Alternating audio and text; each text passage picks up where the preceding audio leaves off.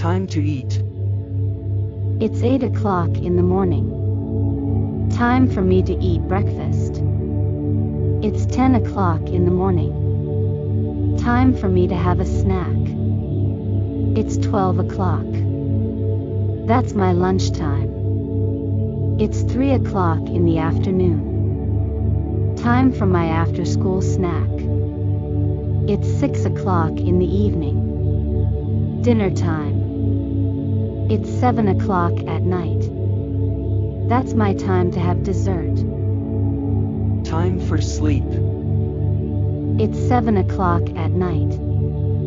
That's when I take a bath. It's 7:15 at night. That's when I put on my pajamas. It's 7:30 at night. That's when I read a bedtime story. It's 7:45 at night. That's when I go to bed. It is 8 o'clock at night. That's when I dream. All about cats. Hi, I'm Max the kitty cat. That's my friend, Fluffy. She's a cat too, but she looks different. See? I'm gray with stripes. She's white and tan. There are many kinds of cats. We're all the same but different too. Do you know why? That tiger is a cat and has stripes. I have those. But a tiger is much bigger than me. Did you know that tigers are the biggest cats in the entire world? Wow! Look at that cat. That cat is a leopard. We both climb. I thought I was pretty good at it, but a leopard can climb much higher and faster than me. What else makes us different? Look, another cat. This one's a cheetah. We both like to run, but a cheetah is a lot faster than me. Cheetahs are the fastest cats and land animals on Earth. A lion is a cat like me. He's a lot bigger than me too. A lion lets out a giant roar. I don't roar. I say meow. There are so many different kinds of cats. Some are small like me. Some are really, really big like a lion or tiger. We are the same in many ways.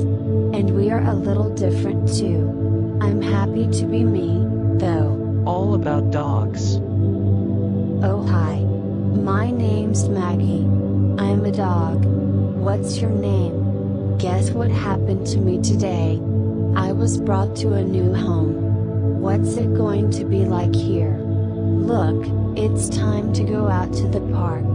I'm going to run and run and run. Running is good for my body. What do you like to do when you go outside? Food. If I could, I would eat all day long. I get fed twice a day. How many times a day do you eat? Look at what I found. A chew toy. Just for me. I chew on it and chew on it some more. Playing with this helps me keep my teeth clean. I'm at the vet's office for my first checkup.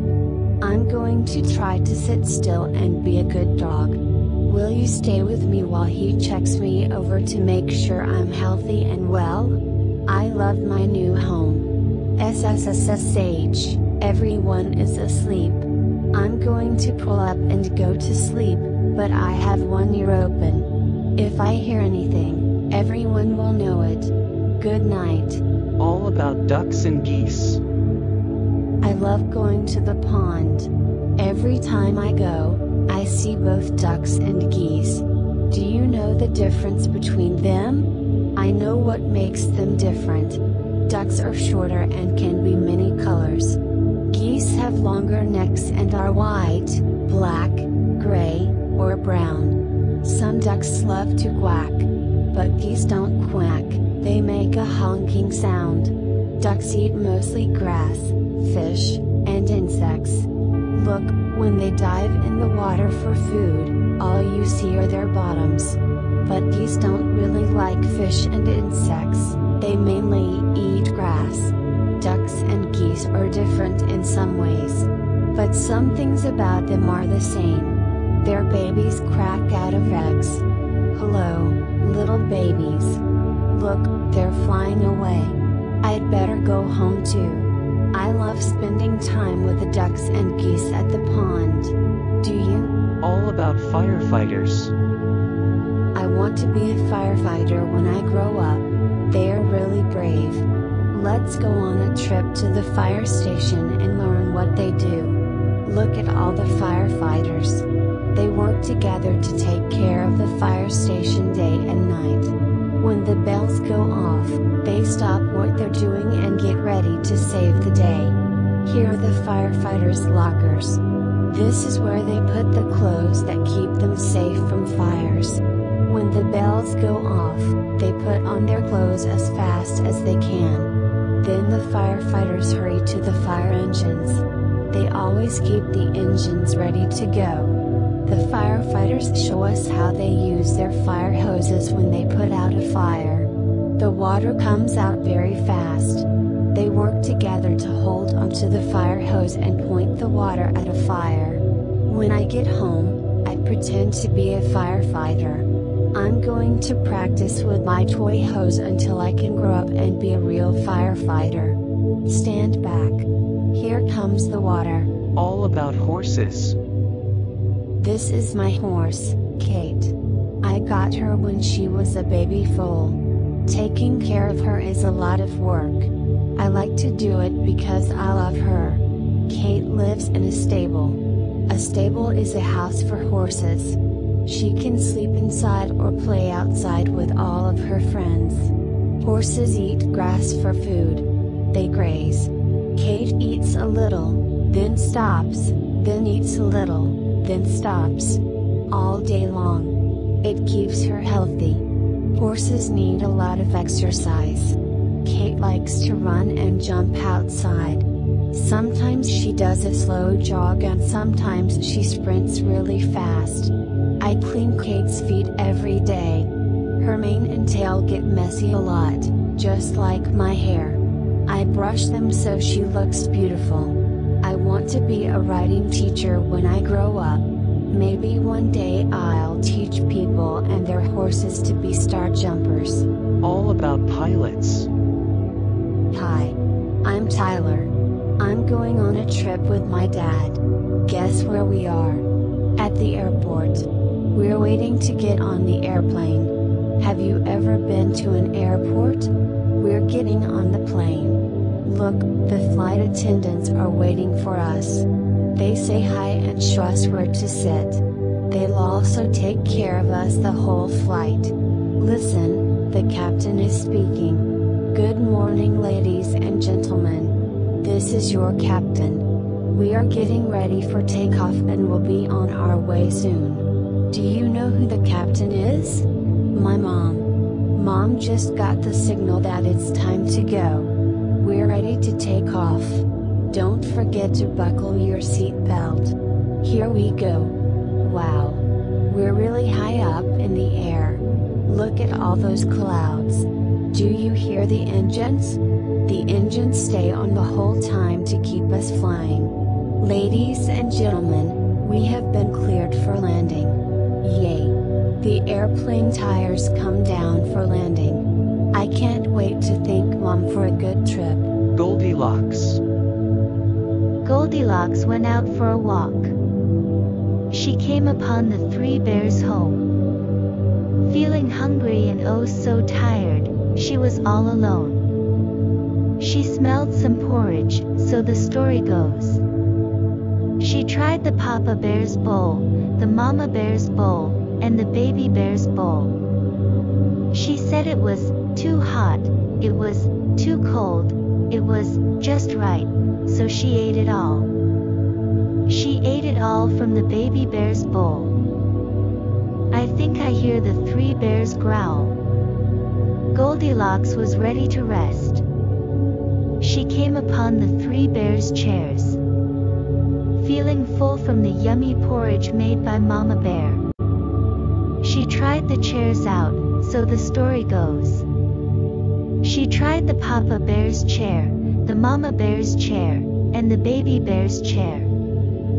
She said it was too hard, it was too soft, it was just right, so she sat right there. She sat right there. Broke the baby bear's chair.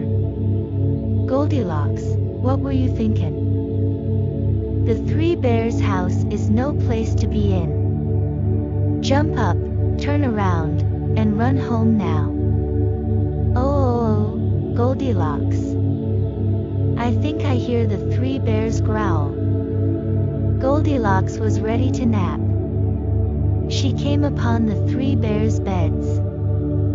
Feeling tired from the walk in the woods, she was ready to lay her head. She tried the beds out, so the story goes. She tried the Papa Bear's bed, the Mama Bear's bed, and the Baby Bear's bed. She said it was too hard, it was too soft, it was just right, so she laid her head. She laid her head on the baby bear's bed. Then the bears came home and the baby said, "Someone's eaten up my porridge. Someone's broken my chair. Someone's sleeping in my bed, and she's right there." And with that, Goldilocks woke up, jumped out of bed, and ran all the way home. Goldilocks, what were you thinking? The three bears' house is no place to be in. Jump up, turn around, and run home now. Oh, Goldilocks. Goldilocks, Goldilocks, oh, Goldilocks. Oh, Goldilocks. I think I hear the three bears growl. Jack and the Beanstalk.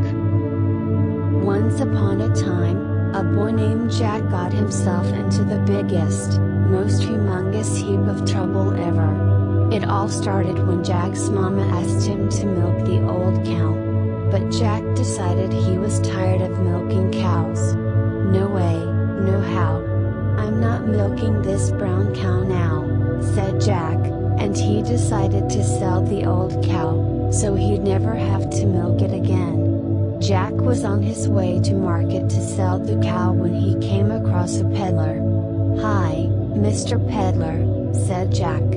"Where are you headed?" asked the peddler. "I'm going to sell my cow at the market," Jack answered. "Why sell your cow?" asked the peddler. "Trade her for beans." "Beans?" asked Jack. "Not just any kind of beans," said the peddler, "magic beans." "What do they do?" asked Jack. "They do magic," said the peddler. "Magic?" "Sold," said Jack, and he traded the cow for 3 magic beans. Jack got home and told his mama he had sold the cow so he wouldn't have to milk her anymore. "Oh dear, you did what?" Jack's mama asked. "I sold her for magic beans," said Jack. "You sold a cow for magic beans?" Jack's mama couldn't believe what Jack was telling her.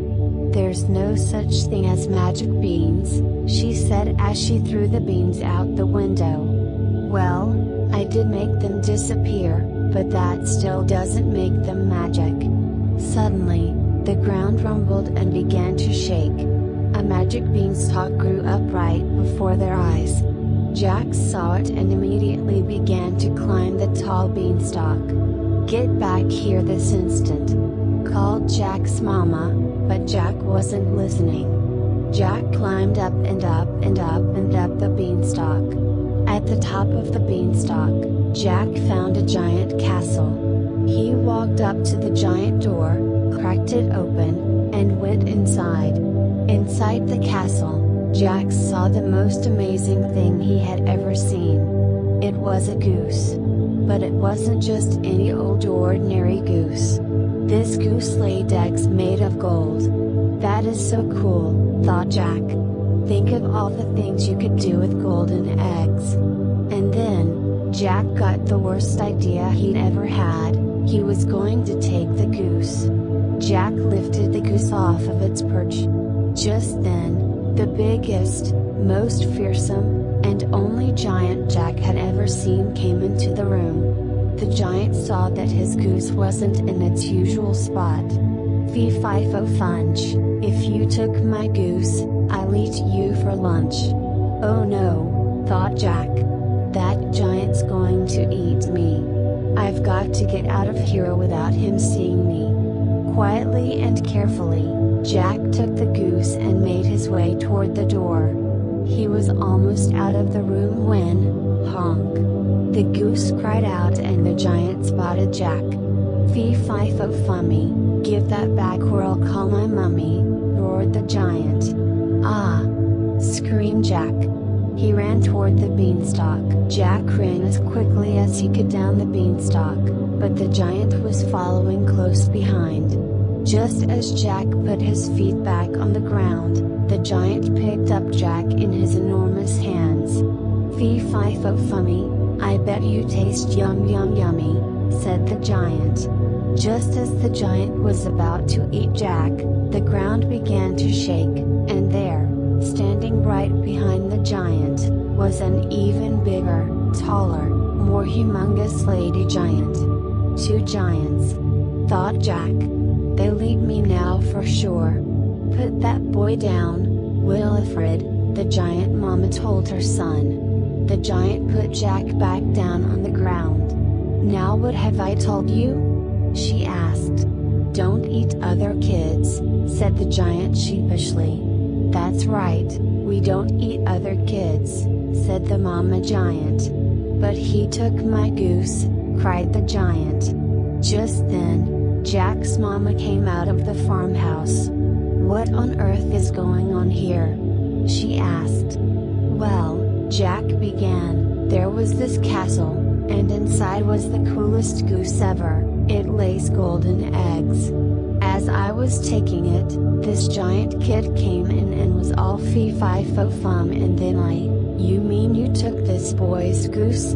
Jack's mama interrupted. Yeah, but it lays golden eggs. Jack paused and thought about it. Huh? Now that you mention it, I guess that wasn't very nice, said Jack. Jack looked at the giant. I'm sorry I took your goose. I know I shouldn't take things that don't belong to me. That's okay. I suppose I should have asked you to give me back the goose without trying to eat you. I'm sorry too, said the giant. Hey, do you want to play baseball? Jack and the giant became good friends, using the beanstalk to visit each other whenever they wanted. You know, Jack said, if it weren't for those 3 magic beans, I never would have learned how to play giant baseball. You're right, said the giant. I'd say the whole adventure was a giant success. Kitten's first full moon. It was Kitten's first full moon. When she saw it, she thought, there's a little bowl of milk in the sky. And she wanted it. So she closed her eyes and stretched her neck and opened her mouth and licked. But Kitten only ended up with a bug on her tongue. Poor Kitten. Still, there was the little bowl of milk, just waiting. So she pulled herself together and wiggled her bottom and sprang from the top step of the porch. But Kitten only tumbled, bumping her nose and banging her ear and pinching her tail. Poor Kitten. Still, there was the little bowl of milk, just waiting. So she chased it, down the sidewalk, through the garden, past the field, and by the pond. But Kitten never seemed to get closer. Poor Kitten. Still, there was the little bowl of milk, just waiting. So she ran to the tallest tree she could find, and she climbed and climbed and climbed to the very top. But Kitten still couldn't reach the bowl of milk, and now she was scared. Poor Kitten. What could she do? Then, in the pond, Kitten saw another bowl of milk, and it was bigger. What a night! So she raced down the tree and raced through the grass and raced to the edge of the pond. She leapt with all her might, poor Kitten. She was wet and sad and tired and hungry. So she went back home. And there was a great big bowl of milk on the porch, just waiting for her. Lucky Kitten. Peanut butter and jellyfish. Peanut butter and jellyfish were the best of friends. best of friends who spent their days exploring up, down, around, and through their grand ocean home. Unluckily for them, though, they live near Krabby. "You guys swim like humans," he would taunt as they slipped past. Peanut butter and jellyfish did their best to ignore the heckler. "Did you hear something?" asked Jellyfish. "No, must be the current," said Peanut butter. Krabby was relentless. "You guys smell like rotten barnacles. Pu.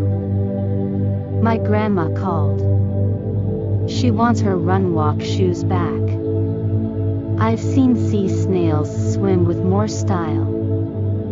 What a bunch of bubbleheads." Jellyfish puffed up his chest and said, "Driftwood and sea stones may break our bones, but words will never hurt us. You're an invertebrate. You don't even have any bones," huffed Krabby as he marched along his favorite rock by himself. One day, as Peanut butter and Jellyfish set out on an excursion to the Great Reef, they swam past Krabby's perch. They braced themselves for the usual insults. But all was quiet. Then they heard the faint sound of sobbing up ahead. It was Krabby. He was caught in a lobster trap, and it was being lifted to the surface. "I am scared," he cried. Surely, he was doomed. "Should we help?" asked Jellyfish. The two friends shared a look. "He is in serious trouble," said Peanut butter. "You're right. We have to help," exclaimed Jellyfish. "But how?" "I have a plan," said Peanut butter. "Follow me."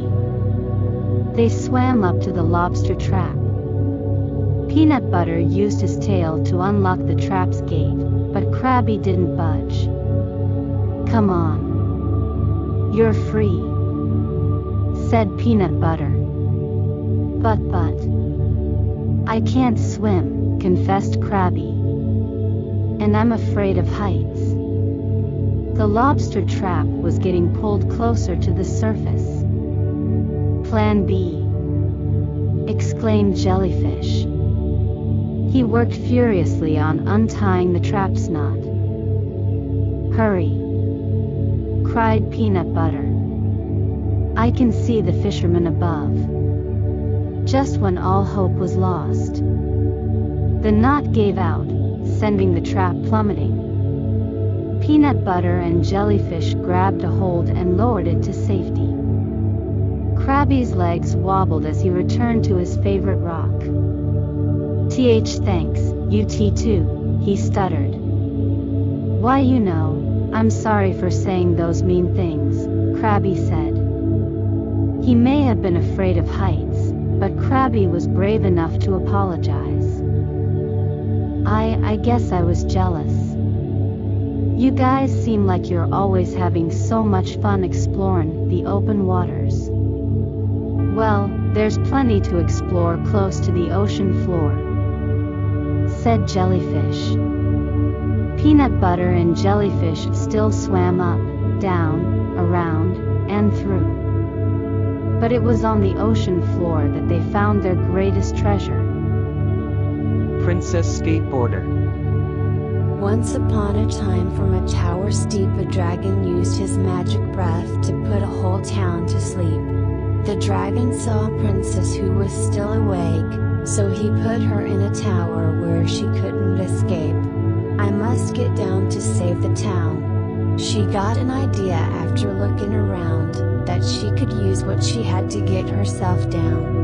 And so she formed her own skateboard. Princess Skateboarder.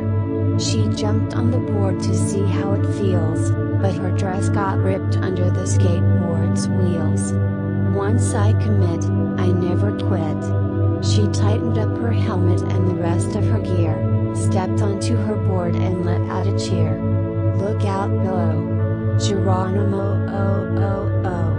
Princess Skateboarder, let's go. Now I will save the town. Skating quickly, she came to a moat. I'm stuck here unless I can make a boat. She turned over her board, and then she sailed to the shore. I need a good idea to wake up a whole town. Aha!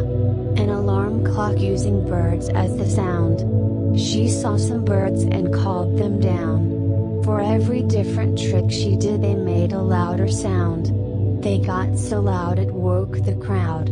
Princess Skateboarder. The people cheered, she's creative and strong. She's so great, we should write her a song. Happily ever after, she is Princess Skateboard, Princess Skateboard, Princess Skateboarder. The Three Little Pigs. Once upon a time, there were three little pigs named Penelope, Paul, and Peter. The pigs lived together in a creaky, leaky, eensy, weensy, moldy, old shack. One night, while the pigs were sleeping, the old ceiling started to crack and, boom! Peter's hammock fell on Paul's hammock and Paul's hammock fell on Penelope's hammock, and all the little pigs fell down on the floor. That's it, said Peter. This old shack is falling apart. It's time that we each get our own houses, strong houses that won't fall apart. The three little pigs decided they would each build new, stronger houses of their own. The first little pig loved to play games, so she decided to build her house out of playing cards. The second little pig was a baker, so he decided to build his house out of his very favorite food in the world, cotton candy. The third little pig was a construction worker. He knew all about building strong houses, and he decided to build his house out of bricks. That night, the big, bad wolf came creeping up to Penelope Pig's house and knocked on her door. Little pig, let me in," said the wolf. Penelope thought surely the wolf had come to gobble her up. "Not by the hair on my chinny chin chin," she cried. "Then I'll huff and I'll puff and I'll blow your house in," said the wolf. The house of cards wasn't strong enough. The big, bad wolf huffed and puffed and blew the house down. Whoosh! Penelope ran and ran until she came to her brother's cotton candy house. "The wolf wants to gobble me up," said Penelope. "Don't worry, he won't be able to get us in here," said Paul. Outside, the big, bad wolf came creeping up to Paul Pig's house and knocked on the door. Little pigs, let me in," said the wolf. "Not by the hair on our chinny chin chins," cried the pigs. "Then I'll huff and I'll puff and I'll blow your house in," said the wolf. The house of cotton candy wasn't strong enough. The big bad wolf huffed and puffed and blew the house down. Whoosh! Penelope and Paul ran and ran until they came to their brother's brick house. "The wolf is trying to gobble us up," cried Paul. "Don't worry, he won't be able to get us in here," said Peter. Outside, the big, bad wolf came creeping up to Peter Pig's house and knocked on the door. Little pigs, let me in," said the wolf.